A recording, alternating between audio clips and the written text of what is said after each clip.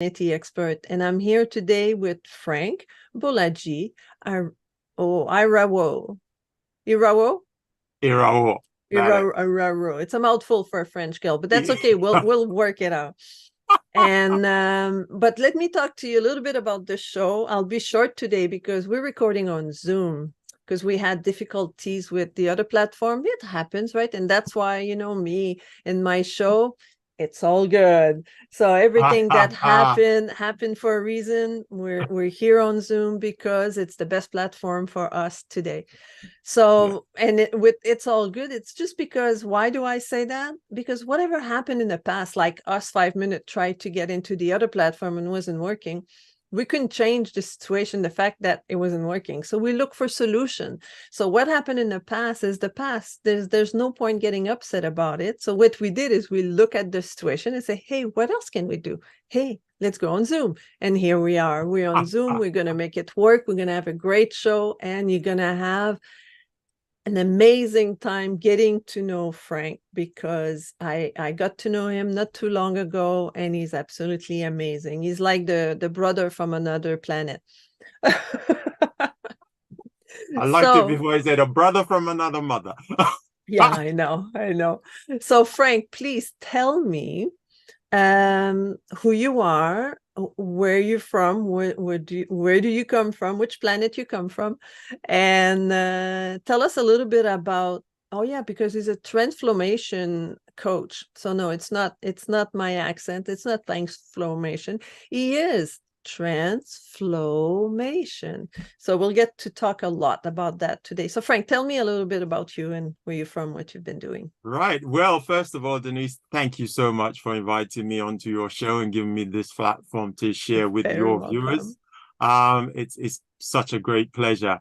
Well, I'm Frank, father of two, husband of my wife, Yvonne, based in North London, UK. I started out work-wise in IT and ended up TransFLOWmation coach, which I will explain what that is just in a minute. But anyway, it's not the first time I've tried to be a coach. I wanted to be a personal development coach ever since I was introduced to a book by a guy called Robert Kiyosaki called Rich Dad, Poor Dad. Anyway, cut the long story short, my big, great plan was I'm going to be financially independent, leave my IT job, and go and set up a shop somewhere saying, coach, do come in and consult. Well, yes. I didn't quite think that one through. But anyway, what was odd about that experience was every attempt I made to become financially independent was taking me further away from being financially independent. And in fact, the only thing that stopped me was that I was on the edge of actually becoming totally bankrupt. Mm-hmm. And then I kind of went, okay, something's not working here. Yeah. So I decided that I've got to review it. And that's when I discovered that I was trying to live life based on a model from the inside, from the outside in. Mm-hmm. So I was trying to achieve everything out there to convince myself I was enough, validate myself, and therefore believe that by doing so, I will be important and enough. What I recognized was if I already believed that I was enough, and then created from the place of being enough, how much more fun will that be as an experience? And how much more effective would I be? And how much clearer would be my thinking and my actions that I was taking? And that really is where the story of TransFLOWmation came from. Mm-hmm. It is based on this very simple premise. There is a poem, there's a saying by Rumi called, your task is not to seek for love, but merely to seek and find all the barriers within yourself that you have built against it. The universe is not outside of you. Look inside yourself. Everything that you want, you already are. So transformation is the idea that you can experience transformation if you recognize that everything you're looking for is inside of you. And my job and my work is to guide people to remove those barriers, to find and remove those barriers so that they can flow out of them. So it's transformation that comes from allowing what's inside to flow out so that you can serve the highest version of yourself. That's pretty amazing. And it's a lot. It's a lot in one chunk. So let's try to break it down, because it's like I get it and I understand that, but it's a lot, because often, like even I've had moments in my life where I was looking outside to get answers, and the answers are not necessarily outside. And what block a lot of people from being able to have a flow, to be able to move forward, is mental blockage, right? Things that we tell ourselves.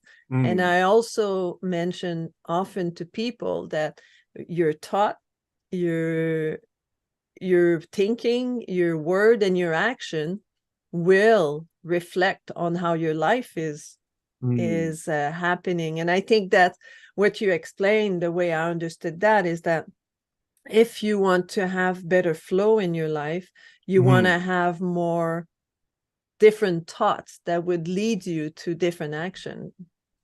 Am I right? Am I wrong? You're definitely hitting the right areas there. And in fact, I agree with you. It's a lot to take in. And that's why I created the space framework to help walk people through what it means to be fully present and to really step into the fullness of who you are. And if you indulge me, I'd kind of like to quickly just step through what that is, just so people can understand that a bit better. Absolutely. So, like you've rightfully said, the first step is to discover who you really are beyond the mind, because a lot of us have never been told, because we live in a world where the mind and what the mind comes up with tends to be the thing that we believe without even doubting it. And for me, when I read a book by a guy called Michael Singer, The Untethered Soul, I discovered that I was not my mind. I was the one who was aware of my mind. Yeah. So understanding the true essence of who you are as awareness is a big step in the right direction. The second step is learning why the mind does what it does and how to make it work for you. And the idea there is that the mind is there to try and protect you, but sometimes it gets confused. It confuses real imagined danger with real danger. And it thinks it's trying to help you, and things that used to help you when you're younger, now you're older, it doesn't recognize that you no longer need those mechanisms anymore. So again, it's how you learn to work with your mind so that it works for you and not against you. Third, discover why fighting your mind is not a great idea and what to do instead, how to transcend the mind. And then 4, learn a technique that will help you transcend that mind, which is what I help people do, and discover the treasure that exists in the current moment. So that is kind of walking through the space framework. And as we go on further, I would kind of expand on that further. Yeah, that's amazing the way you explained it. And I love the process, the stages where just to really understand who we are, right? And I'm looking at your logo right now. It's like the lines are all tangled amongst each other. And once you understand, once you're in the flow, then it just goes straight, like everything gets easier. Everything is, I love that design. Everything is aligned the way it should be in your mind, your body, your spirit, however, you want to work it. And I love that. So and so that's what I understood from that. And also, what I would like to elaborate on is the fourth step for now. Like how does the fourth step happen? And could you elaborate on what kind of changes can people experience once they reach that? So once we recognize the mind for what it is, then we recognize that if we are the one who is aware of what the mind is coming up with, and the experience that is creating for us is not one that serves us in that moment, what we have the ability to do is to reset into the current moment. So you drop out of all the neuroses of the mind into something that works at a level that is much deeper. And one of the simplest way to do this is just consciously becoming aware of your breath, just by doing it, because the mind can't really multitask. It pretends that it can, but it can't. So if you consciously become aware of your breath, it all of a sudden drops you out of all that neurosis and brings you back into the rhythm of life that is flowing through you. And in that place, you can then choose to focus on things that would really empower you in that moment. So what is it that needs to happen right now that will help me? And you can then connect to that intuitive wisdom that has always been there, but you couldn't access because the mind was hijacking you. It was blocking the bandwidth, basically. And how do you get people to recognize those blockages? Because often people don't know, right? That it's their mind that blocked them. They blame the neighbors, they blame the boss, they blame the traffic, they blame, the economy, they blame the interest rate, they blame the government, but they don't realize that it might be their brain that blocks them from having the flow. So how can people recognize that? Right. So there is no shortcut to this, and that's why the space is a process. Because S stands for see your true essence. You are not who you think you are. And if you indulge me, there's a piece I want to read that will help people really see it. As you're aware, I use poetry quite a lot in my work to try and convey these messages. So this one is called Mistaken Identity. Helpless born, flesh and bones, identified by my color of skin, the height I reach, hand span increase, shoes no longer fit, bushy hair gone astray, not before it morphed from black to gray, slowly reborn, cell by cell, every 10 years, weight that piles on and perchance may fall. Eventually all this will falter and stall, I the constant through it all. And the idea is that I am not my body. I am not my mind. I am the one who is aware of all these things. I am the one who have maintained continuity of who I am through all these things. Therefore, when I begin to think, okay, what's going on up here? I recognize I'm the one who's seeing and understanding, oh, my mind is gone off somewhere. It's trying to save me from something that is not a danger. Therefore, I don't have to go along with that ride. I can say, oh, thank you, mind, for your help. I think now I understand what's going on. I choose what serves me in this moment. So that is the first one. The other one is what you alluded to, being present to the source of the confusion. What is causing this confusion? What we don't recognize is the mind is very clever. It creates the drama, and it also writes the press release that says it's not responsible for the drama. So it's seen beyond that. And this leads me to this piece called Made Up, that we don't recognize how much the mind is making up and presenting to us as if, no, that's really how it is. But actually, when you think about it, you recognize, actually, it's all made up. And this piece says, made up. Made up, me, apparently a single self, being preserved at all cost. All made up, that's me.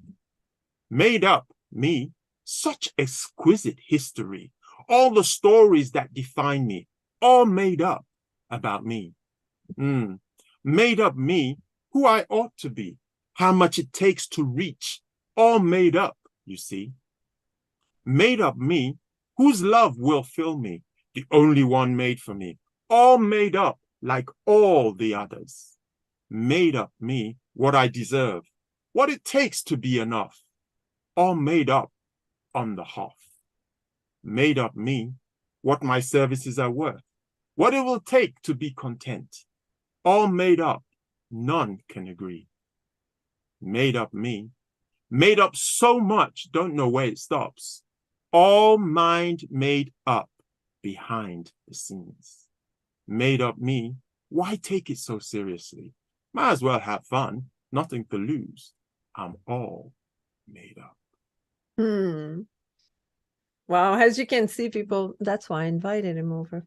He got me with all his beautiful, intuitive, and inspiring poem. And I think that says it all, right? I mean, we create something that is not real. Like we wear different hats, right? And these hats are not what's inside. These hats are what's we want to show the society, but not necessarily how we really feel, right? And what's wonderful about seeing through all of that is that it doesn't mean everything needs to be thrown away. It just means your relationship to it, you don't hold it so tightly because you recognize that, well, they're made up, so they can be changed. They can be adjusted to work for us rather than against us. Imagination is a good thing, but when all it imagines is danger that doesn't exist, then all of a sudden that doesn't serve you.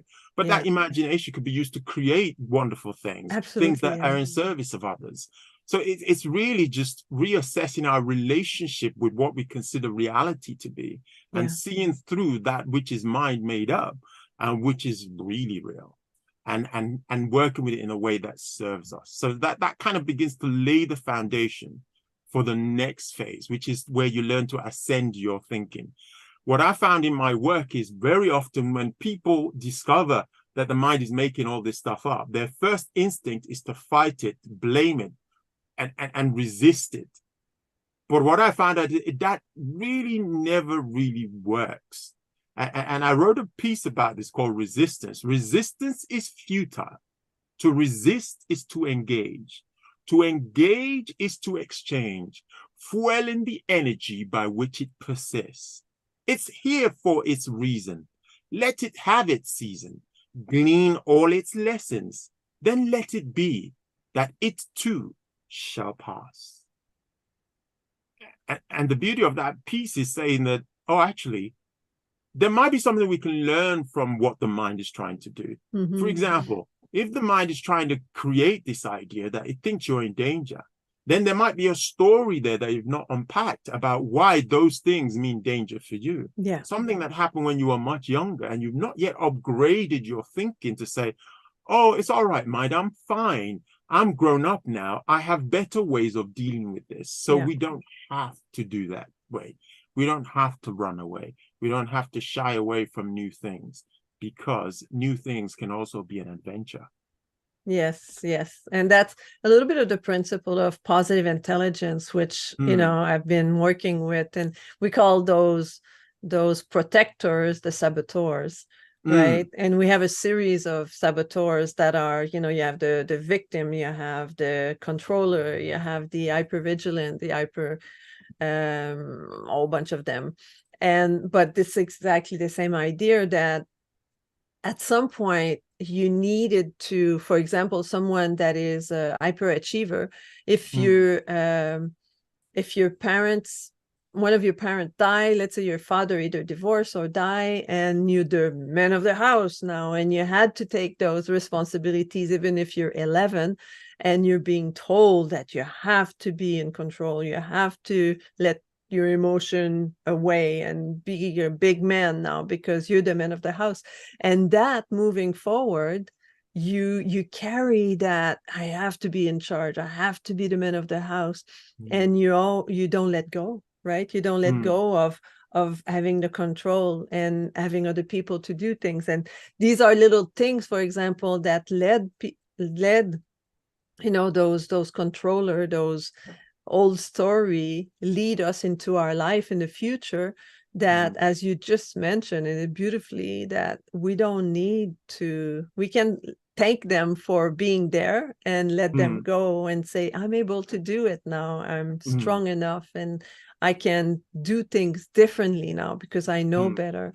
And one of the points that I love that you brought is the consciousness of where you are, right? Being aware that, you might want to play a role, but if you're conscious that you're playing that role, is totally different than if you're playing the role because you think it's your personality, right?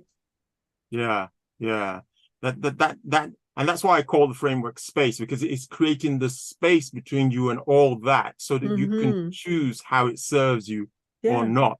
But when you don't recognize that it's not you and you're the one who's aware of it, there is no space. So you're caught up in all of it and going along with all of it and experiencing all the suffering that could come from all of that when it doesn't quite serve you.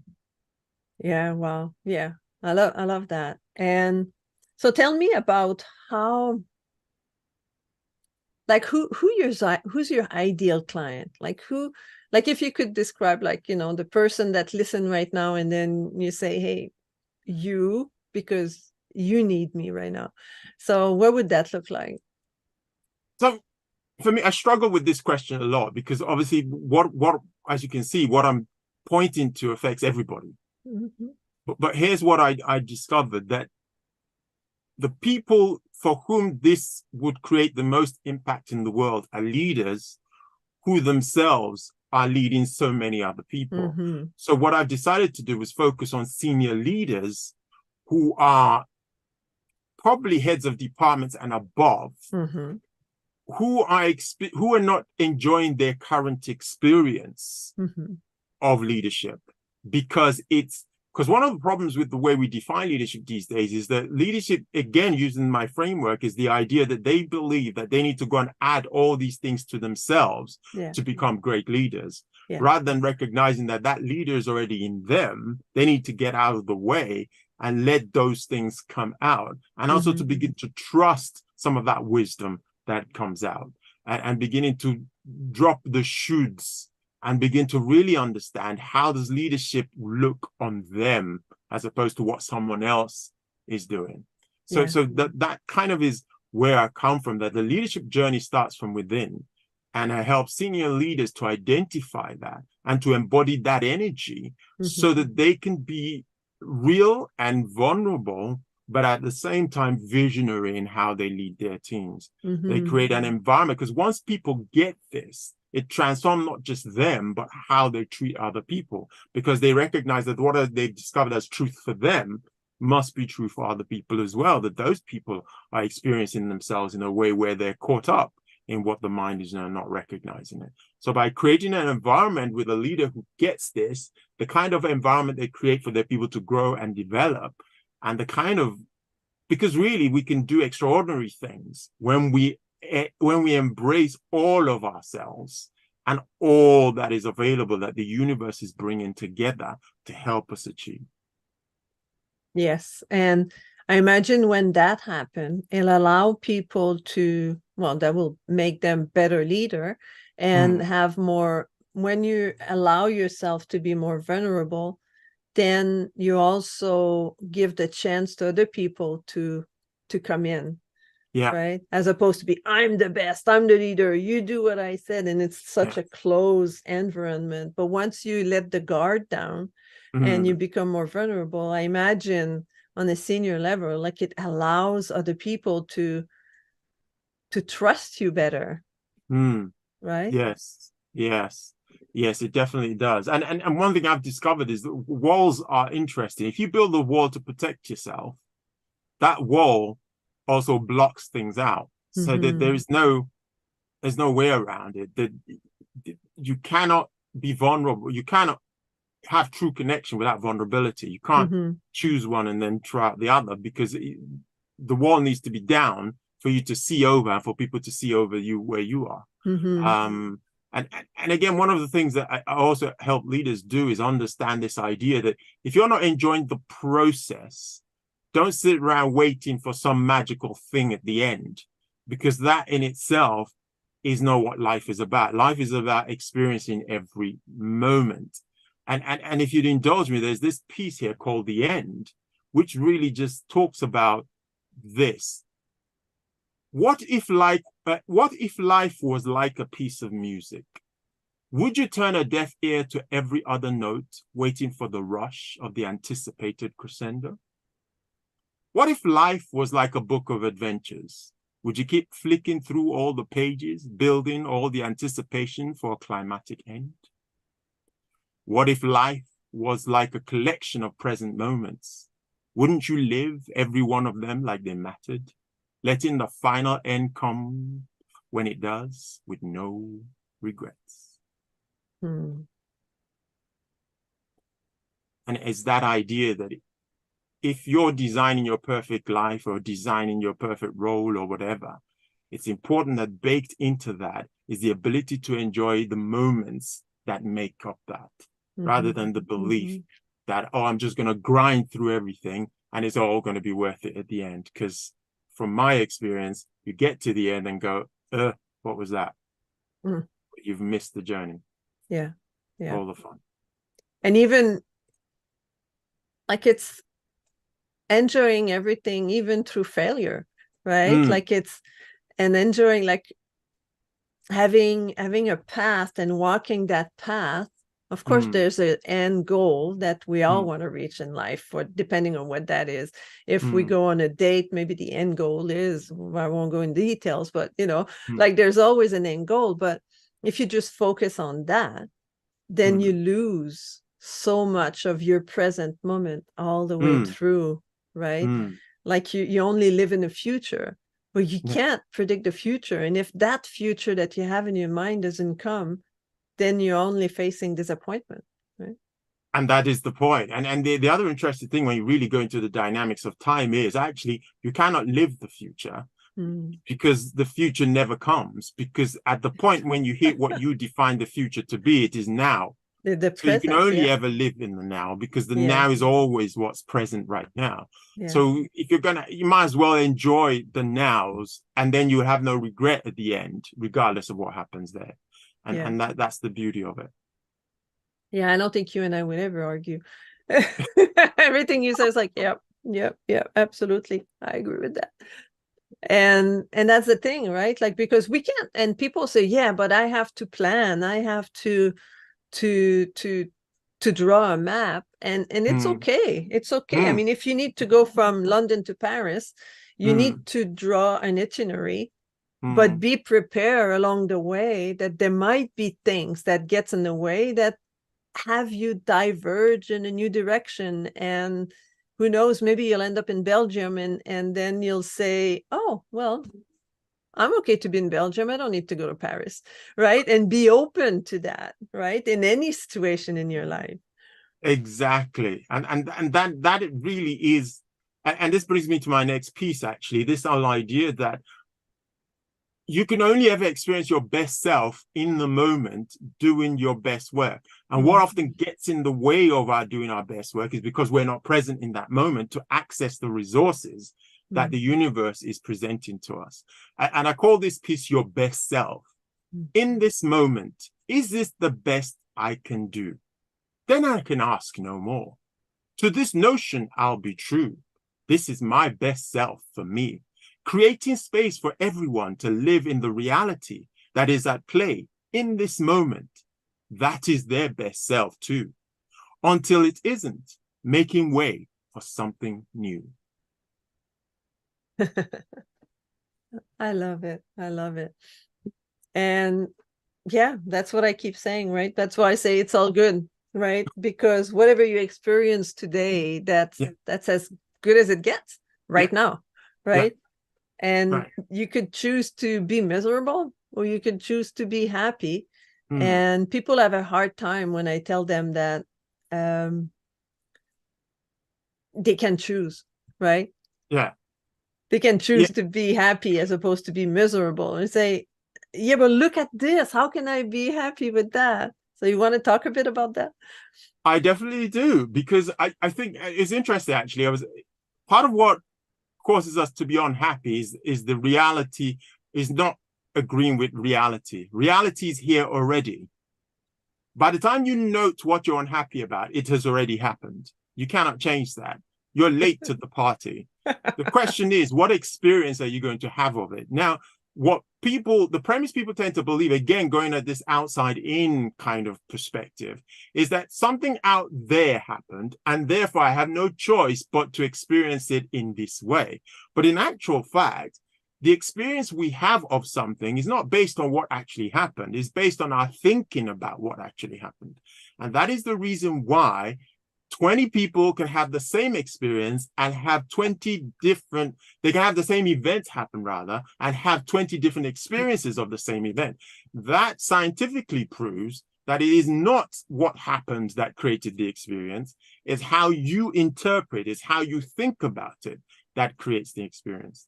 And one of the best ways to reframe and reshift our perspective on things is being grateful. Is looking for things to be grateful for, rather than most of our suffering comes from disagreeing with a reality that has already happened. And we can argue with reality until it's blue in the face. It's already happened. So what good can we get out of it? We can learn and we be grateful for what's good from what's happened, because there's always something good if you look hard enough. This piece is called Glass Full. Grateful for the chance. Grateful because I know life owes me nothing. Everything is a gift. I'm grateful for the glass, grateful for what is in it. Be it half full or all the way up, I'll be no less grateful for it. Amazing. We talk the same language. I love it. You in a little bit more prose than I do, but you know, like I keep nodding everything you say. Every time you say something, I say, yeah, yeah, yeah.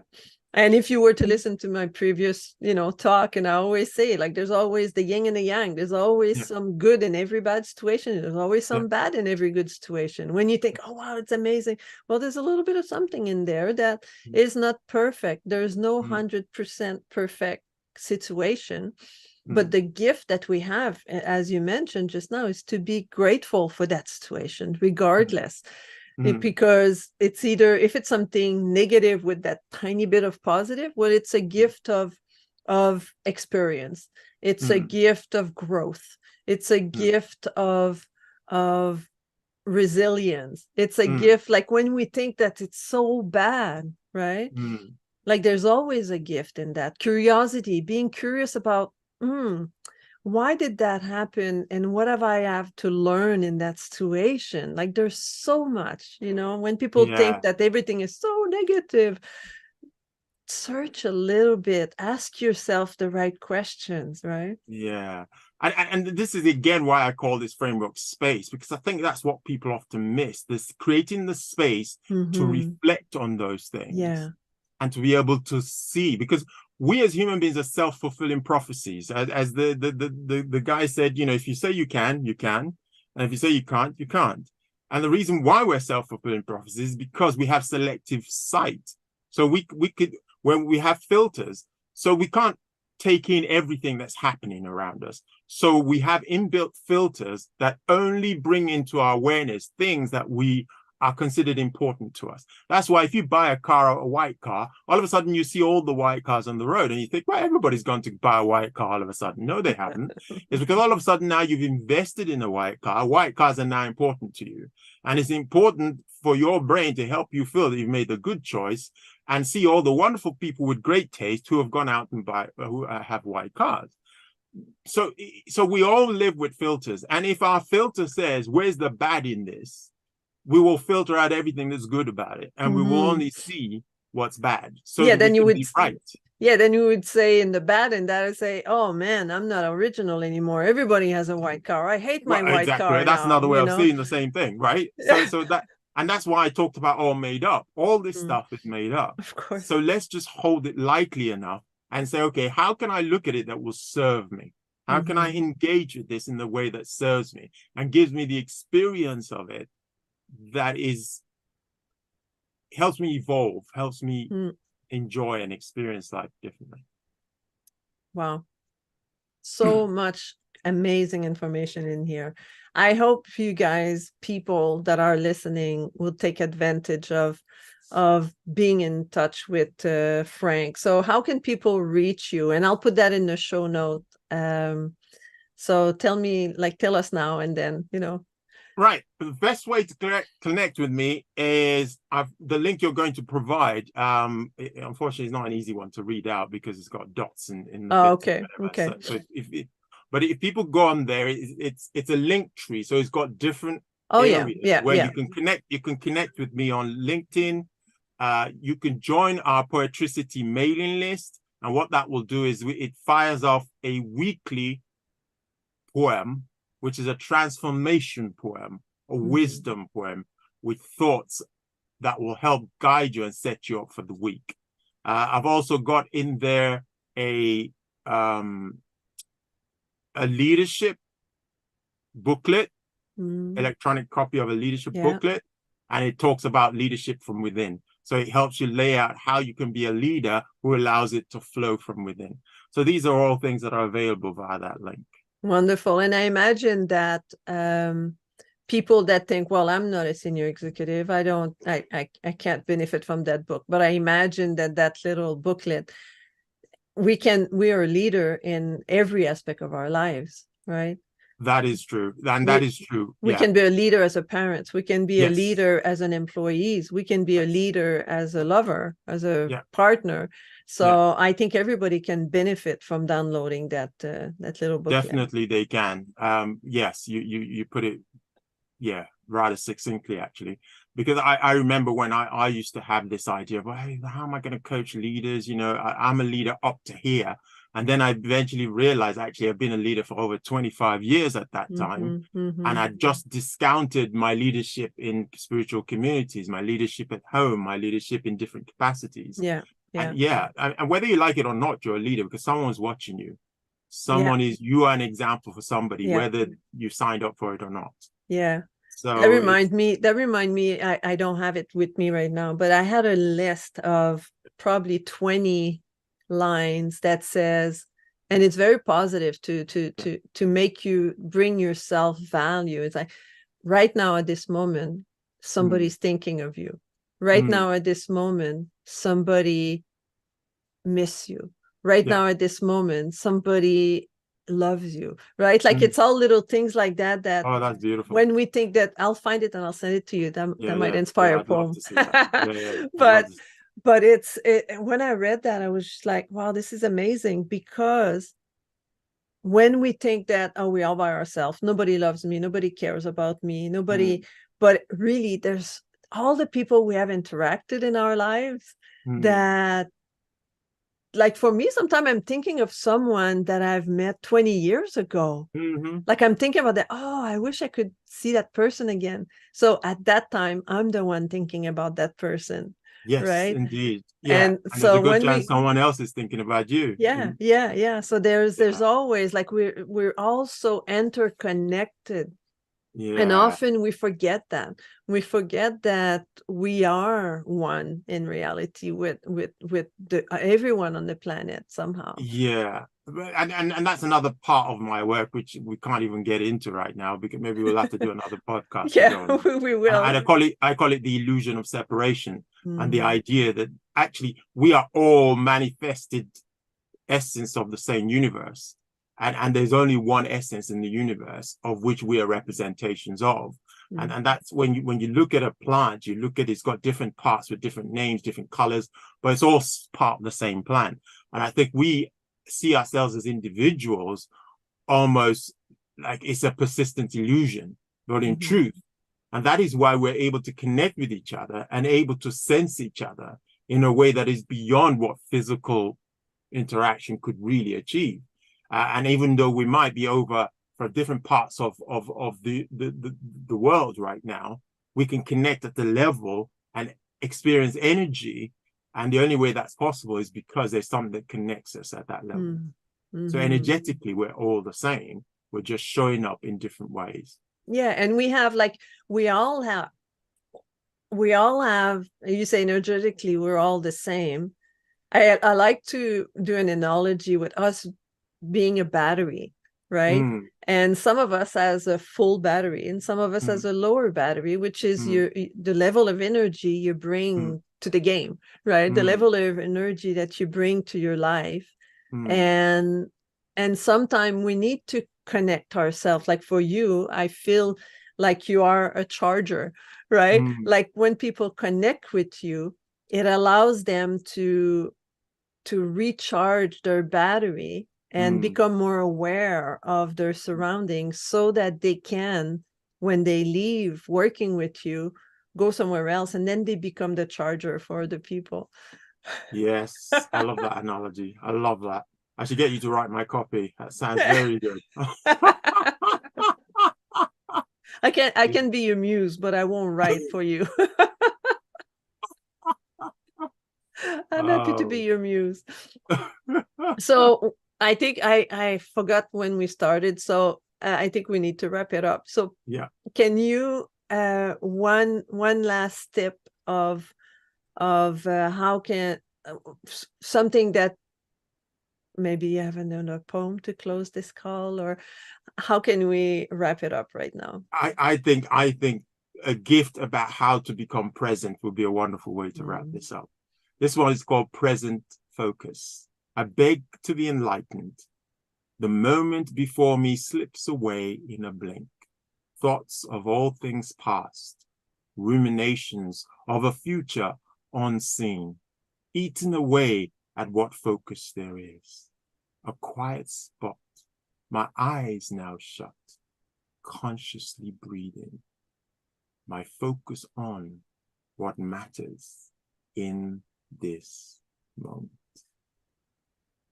Thank you. So it was a real pleasure to have you here today.